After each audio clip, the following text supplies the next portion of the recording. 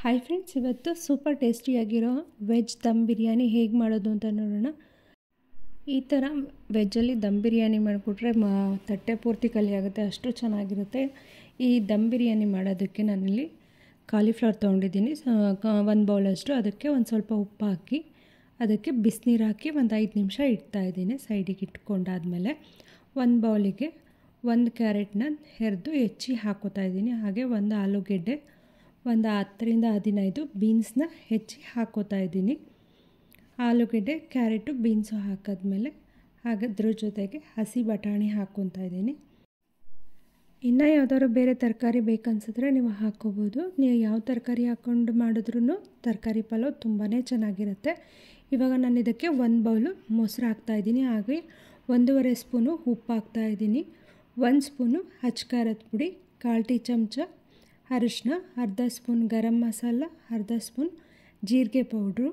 ಇದಿಷ್ಟನ್ನು ಹಾಕಿದ್ಮೇಲೆ ಕಾಲಿಫ್ಲವರ್ನ ನೆನೆಸಿಟ್ಟಿರ್ತೀವಲ್ಲ ಅದನ್ನು ನೀರಿಂದ ತೆಗೆದು ಹಾಕಿ ಇದಕ್ಕೆ ಚೆನ್ನಾಗಿ ಮಿಕ್ಸ್ ಮಾಡಿಕೊಂಡು ಒಂದು 10 ನಿಮಿಷ ಇಟ್ಕೋಬೇಕು.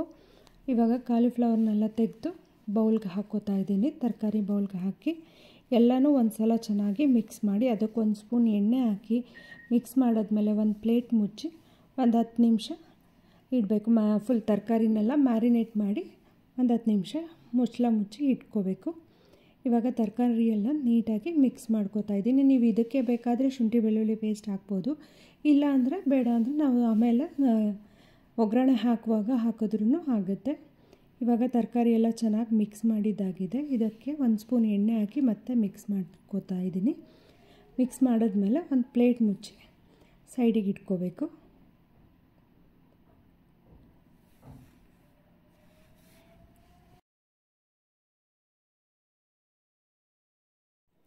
ಇವಾಗ 1 ಬೌಲಿಗೆ 1.5 ಕಪ್ಪಷ್ಟು ಅಕ್ಕಿ ಹಾಕ್ತಾಯಿದ್ದೀನಿ. ಬಾಸುಮತಿ ರೈಸ್ ತೊಗೊಂಡಿದ್ದೀನಿ. ನಾನಿಲ್ಲಿ 1.5 ಕಪ್ಪನ್ನ ತೊಗೊಂಡು ಒಂದು ಸಲ ನೀರಲ್ಲಿ ಚೆನ್ನಾಗಿ ತೊಳೆದಾದ್ಮೇಲೆ ಆಮೇಲೆ ಸ್ವಲ್ಪ ನೀರು ಹಾಕಿ ನೆನೆಯೋಕ್ಕೆ ಇಡ್ತಾ ಇದ್ದೀನಿ.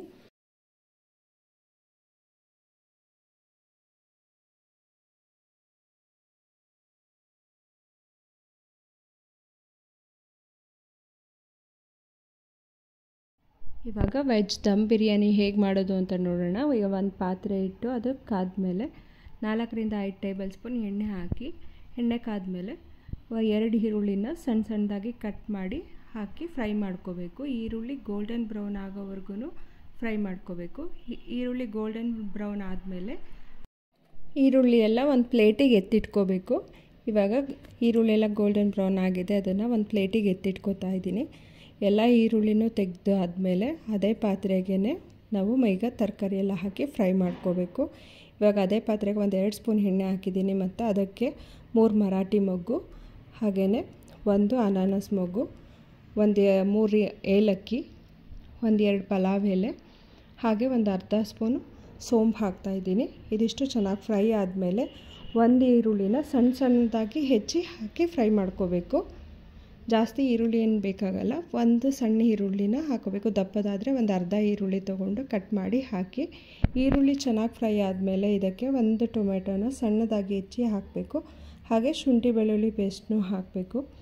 ಇವಾಗ ಶುಂಠಿ ಬೆಳ್ಳುಳ್ಳಿ ಪೇಸ್ಟ್ ಹಾಕ್ತಾಯಿದ್ದೀನಿ. ಶುಂಠಿ ಬೆಳ್ಳುಳ್ಳಿ ಪೇಸ್ಟ್ ಹಾಕಿದ್ಮೇಲೆ ಅದು ಹಸಿ ವಾಸನೆ ಹೋಗೋವರೆಗೂ ಚೆನ್ನಾಗಿ ಫ್ರೈ ಮಾಡ್ಕೊಳ್ಳಿ. ಶುಂಠಿ ಬೆಳ್ಳುಳ್ಳಿ ಪೇಸ್ಟ್ ಹಸಿ ವಾಸನೆ ಹೋದ್ಮೇಲೆ ಇದಕ್ಕೆ 1 ಟೊಮೆಟೊನ ಸಣ್ಣದಾಗಿ ಹೆಚ್ಚಾಕ್ತಾಯಿದ್ದೀನಿ. ಟೊಮೆಟೊ ಸಾಫ್ಟ್ ಆಗೋವರೆಗೂ ಫ್ರೈ ಮಾಡ್ಕೋಬೇಕು. ಟೊಮೆಟೊ ಸಾಫ್ಟ್ ಆದಮೇಲೆ ಇದಕ್ಕೆ ಕೊತ್ತಂಬರಿ ಮತ್ತು ಪುದೀನ ಸೊಪ್ಪನ್ನ ರುಬ್ಬಿ ಪೇಸ್ಟ್ ಹಾಕ್ತಾಯಿದ್ದೀನಿ. ಕೊತ್ತಂಬರಿ ಪುದೀನ ಸೊಪ್ಪಿನ ಪೇಸ್ಟ್ ಹಾಕಿದ್ಮೇಲೆ ಚೆನ್ನಾಗಿ ಫ್ರೈ ಮಾಡ್ಕೋಬೇಕು. ಚೆನ್ನಾಗಿ ಫ್ರೈ ಮಾಡ್ಕೊಂಡಾದಮೇಲೆ ಇದಕ್ಕೆ ಮ್ಯಾರಿನೇಟ್ ಮಾಡಿರೋ ಅಂಥ ತರಕಾರಿ ಹಾಕಬೇಕು. ಇವಾಗ ಚೆನ್ನಾಗಿ ಫ್ರೈ ಆಗಿದೆ. ಮ್ಯಾರಿನೇಟ್ ಮಾಡಿರೋ ಅಂಥ ತರಕಾರಿಗಳನ್ನ ಹಾಕ್ತಾಯಿದ್ದೀನಿ. ತರಕಾರಿಗಳನ್ನೆಲ್ಲ ಹಾಕಿದ್ಮೇಲೆ ಒಂದು ಸಲ ಚೆನ್ನಾಗಿ ಮಿಕ್ಸ್ ಮಾಡಿಕೊಂಡು 2ರಿಂದ 5 ನಿಮಿಷದವರೆಗೆ ಬೇಯಿಸ್ಕೋಬೇಕು. ಹೀಗೆ ಮಿಕ್ಸ್ ಮಾಡ್ತಾನೆ ಬೇಯಿಸ್ಕೊಳ್ಳಿ.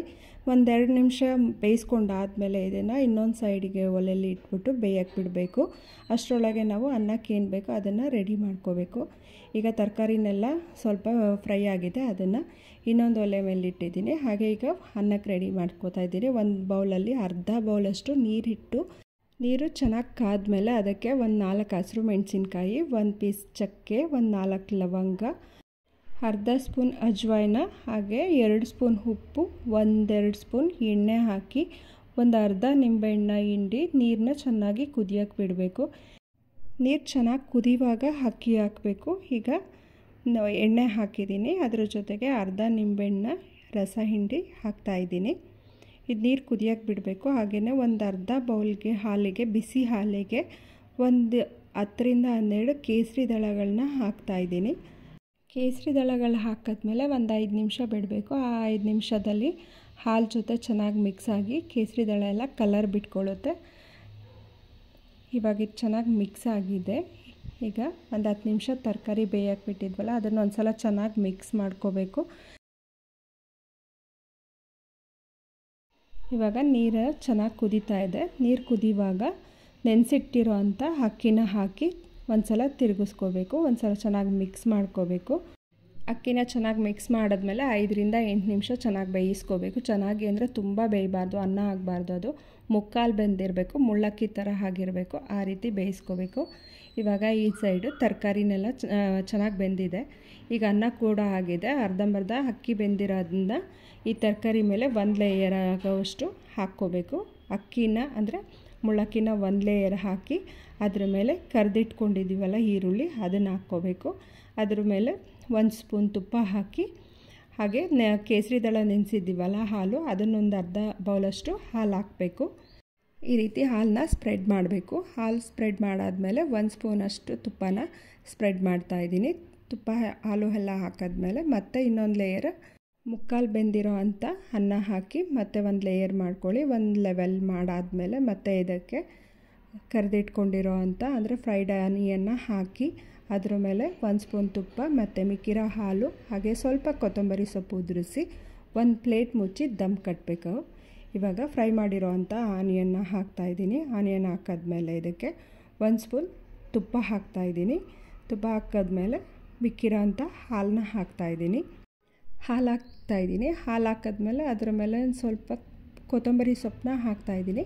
ಸಣ್ಣದಾಗಿ ಹೆಚ್ಚಿರೋ ಅಂಥ ಕೊತ್ತಂಬರಿ ಸೊಪ್ಪು ಹಾಕ್ತಾಯಿದ್ದೀನಿ. ನಿಮಗೆ ಪುದೀನ ಸೊಪ್ಪು ಬೇಕು ಅಂದ್ರೂ ಹಾಕ್ಕೋಬೋದು, ಏನು ಡಿಫ್ರೆನ್ಸ್ ಇರಲ್ಲ. ಇವಾಗ ಎಲ್ಲ ಹಾಕಾಗಿದೆ. 1 ಪ್ಲೇಟ್ ಮುಚ್ಚಿ ಆ ಪ್ಲೇಟ್ ಮೇಲೆ ಒಂದು ಭಾರವಾಗಿರೋ ಅಂಥ ವಸ್ತು ಯಾವುದಾದ್ರೂ ಇಡಬೇಕು. ನಾನಿವಾಗ ಒಂದು ಕಲ್ಲಿತ್ತು, ಅದನ್ನು ಗುಂಡು ಕಲ್ಲಿತ್ತು, ಅದನ್ನು ತೊಳೆದು ಪ್ಲೇಟ್ ಮೇಲೆ ಇಡ್ತಾಯಿದ್ದೀನಿ. ನೀವು ಈ ಥರ ಕಲ್ಲೆಲ್ಲ ಇಲ್ಲ ಅಂದರೆ ಒಂದು ಪಾತ್ರೆಗೆ ಒಂದು ಅರ್ಧ ಬೌಲಷ್ಟು ನೀರು ತುಂಬಿಸಿ ಇಡ್ಬೋದು.